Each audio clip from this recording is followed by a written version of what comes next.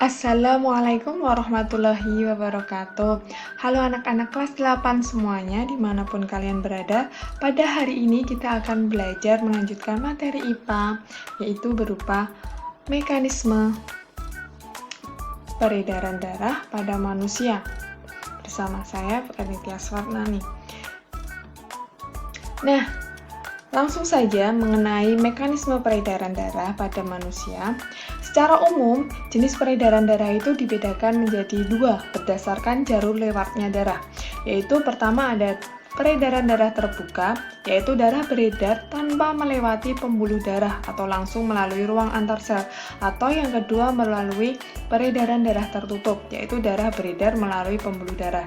Jadi peredaran darah jenis ini dibedakan ada tidaknya pembuluh darah. Untuk peredaran darah terbuka itu contohnya pada serangga, sedangkan peredaran darah tertutup itu sudah pada hewan atau tingkat tinggi, misal mamalia, unggas, dan manusia itu sudah peredaran darah tertutup. Selanjutnya yaitu berdasarkan banyaknya rutenya.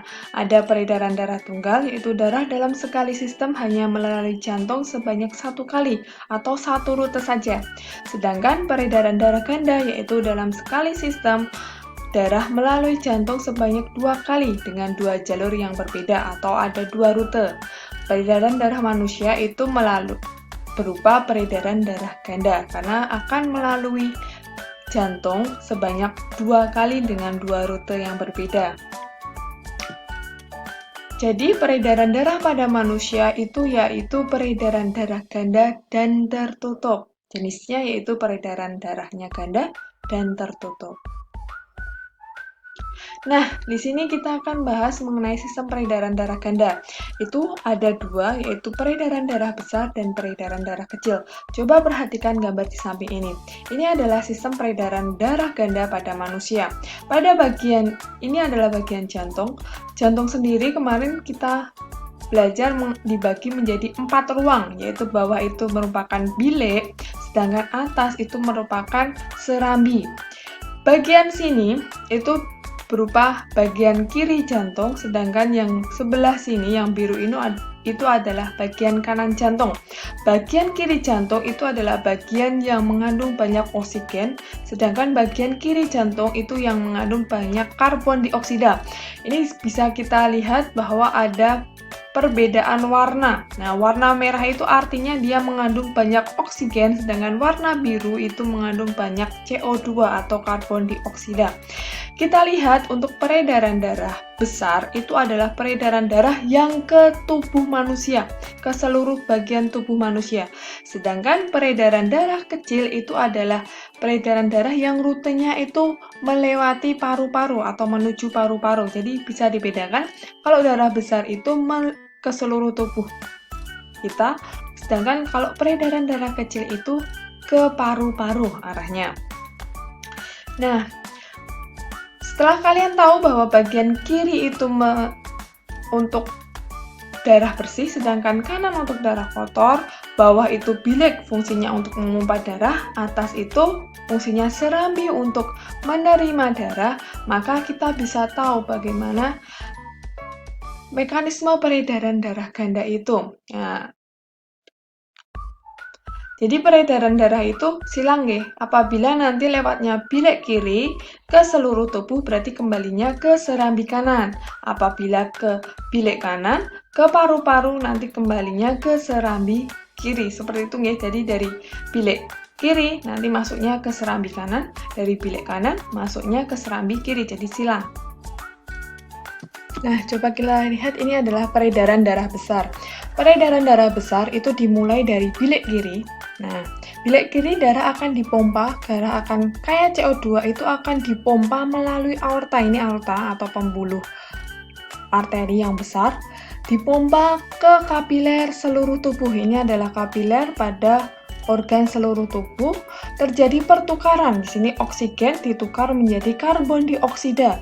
Kemudian kembali ke jantung melewati vena cava dan masuk ke dalam serambi kanan, di mana ruangan ini adalah mengandung gas karbon dioksida. Bisa kalian lihat perbedaan warnanya, nggih.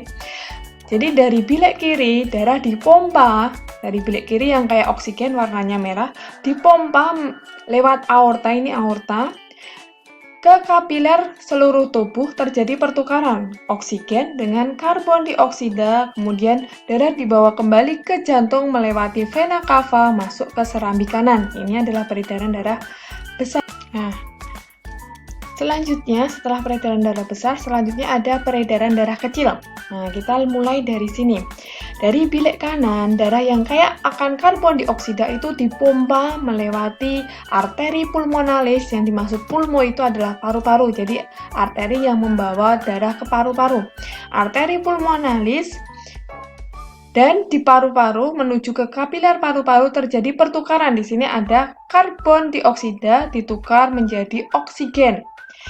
Selanjutnya, darah akan dibawa kembali ke jantung melewati vena pulmonalis dan masuk kembali ke serambi kiri. Jadi, dari bilik kanan, darah dipompa melewati arteri pulmonalis, dibawa ke kapiler paru-paru atau di paru-paru, terjadi pertukaran antara karbon dioksida menjadi oksigen, kemudian dibawa kembali ke jantung melewati vena pulmonalis dan masuk ke serambi kiri.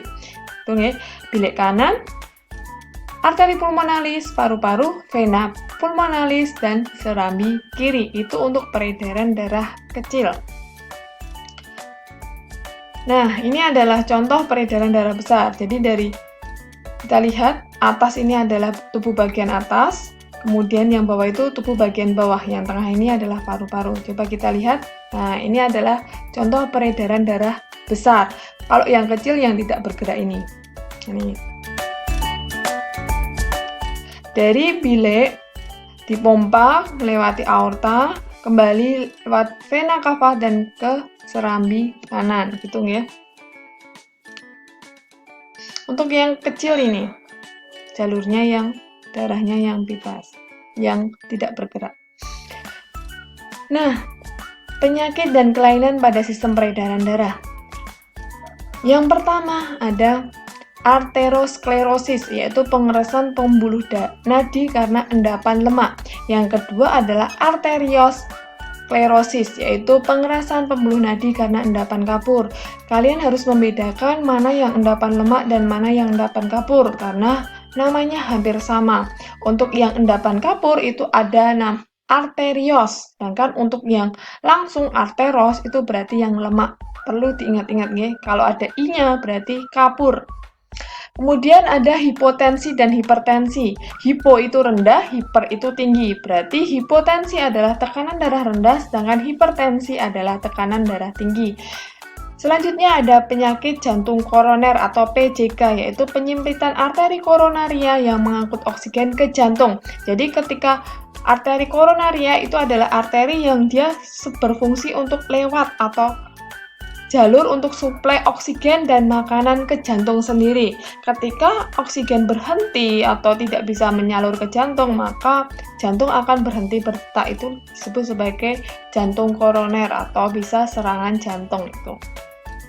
Selanjutnya ada hemofilia, yaitu kelainan keturunan berupa darah sukar membeku. Yang selanjutnya ada anemia, yaitu kekurangan hemoglobin atau kekurangan jumlah eritrosit, nanti menyebabkan orang itu lebih lemah, lesu, dan mudah capek. Kemudian ada leukemia atau bertambahnya leukosit secara tak terkendali atau bisa disebut sebagai kanker darah. Nanti sampai leukosit itu dapat memakan darah merah kita. Kemudian varises, yaitu pelebaran pembuluh darah di area betis, dan kebalikannya adalah hemoroid atau ambeien, itu pelebaran pembuluh darah di sekitar dubur atau anus. Kemudian ada talasemia, yaitu kelainan keturunan yang ditandai dengan hemoglobin yang tidak berfungsi sebagaimana mestinya. Jadi talasemia itu hampir mirip dengan anemia. Bedanya kalau talasemia itu kelainan yang diturunkan, sedangkan anemia itu bisa terjadi pada semua orang. Tunggu ya. Nah, itu adalah tadi kita belajar mengenai mekanisme peredaran darah dan tentang penyakit dan kelainan pada sistem peredaran darah. Sekian dari saya, banyak salahnya mohon maaf. Assalamualaikum warahmatullahi wabarakatuh.